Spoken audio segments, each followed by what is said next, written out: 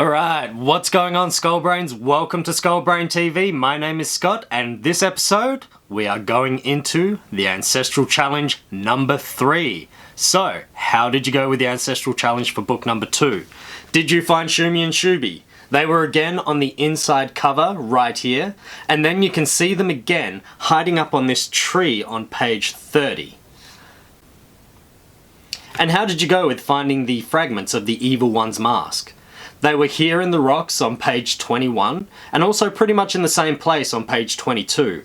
And then right at the back of the book on page 32, you can see a piece of the mask hiding away in the thicket. Now, how'd you go with the Monsters and Magic Challenge? Were you able to guess who the Tolosh were based on?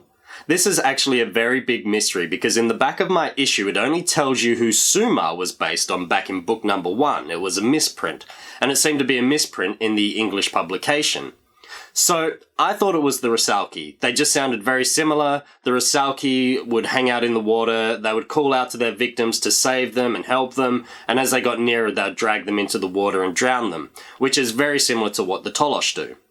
However, I turned to the Facebook community for the Ancestral Trail, and one of the members there, Giovanni Albore, I hope I'm saying that right, he sent me an image of the back of his Italian version of the book, and it says that the Tolosh were based on the Gilikango. So, I thought that was case closed. However, not long after that, another member, Chris Haitley, posted that he'd bought a bulk lot of Ancestral Trail books off of eBay. And in his bulk lot, issue number 2 of Tolosh of the Garoon was an alternate version. It had different images, some of the text was different, and the cover was different. And you can clearly see that the Tolosh in this issue look exactly like the Rusalki. So what Chris has stumbled upon here is actually a very rare issue that somehow fell through the cracks. It looks like the Tolosh were originally meant to be based on the Rusalki, but somewhere along the lines they got changed so they're a lot more like the Gilikango. So, take a guess. If you think they're based on the Rusalki, you're right. And if you think they're based on the Gilikango, well, you're probably also right. Okay, let's get into the challenge for book number 3. So, we again are going to be looking for Shumi and Shubi. This is pretty much a given. They're in every single book. We're going to be looking for another 3 pieces of the Evil One's mask. And as for the Monster and Magic cards, we, this time, have Arachne, which is from ancient Greece. And the card goes a little bit something like this. On challenging a goddess.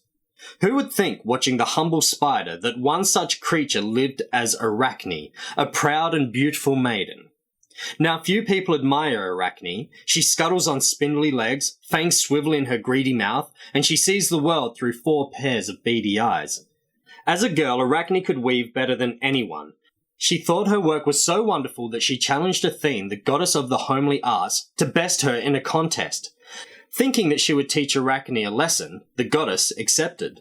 The girl and the goddess sat at their looms. Athene's work was soon finished, perfect in design and execution. Meanwhile, the finest cloth in the world appeared as Arachne wove. Pale with fury, Athene realized that it depicted the failings of the gods.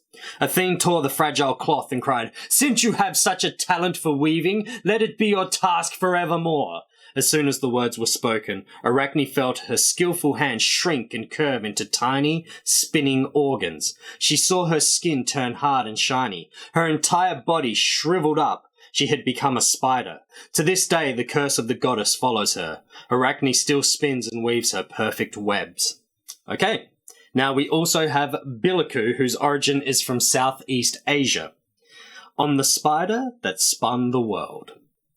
In the hot, humid night of the tropic, Biliku goes about her business, respected by all who live at the mercy of the storm she unleashes. Biliku is a giant spider, dark and forbidding. She moves swiftly and silently, her eyes flickering with deadly alertness. Before the world was even created, Biliku wove her webs and stalked the great empty night. Then Biliku sat down with her great feelers, she fashioned the earth and placed it in the sky. After that, Biliku made the first people and put them on the earth. She was so pleased with her creation that she decided to live on earth herself. The people found that their creator was unpredictable. When she was in a good mood, she sent fine weather and was helpful to the people. When she was angry, she summoned up enormous clouds, terrifying winds, and lashing storms. Her bellows of rage became thunder, and she threw huge bolts of lightning across the sky. Rivers broke their banks and flooded the land, and houses were swept away with their inhabitants. Soon Billiku tired of the people she had created, and went back to the sky. But everyone on Earth still fears her terrible temper. Okay, so, as you're watching episode number 3, have a think about who Baal might be based on. Thanks for watching this episode of Skullbrain TV. Good luck with that Ancestral Challenge, and until next time, stay tuned and stay skull-brained.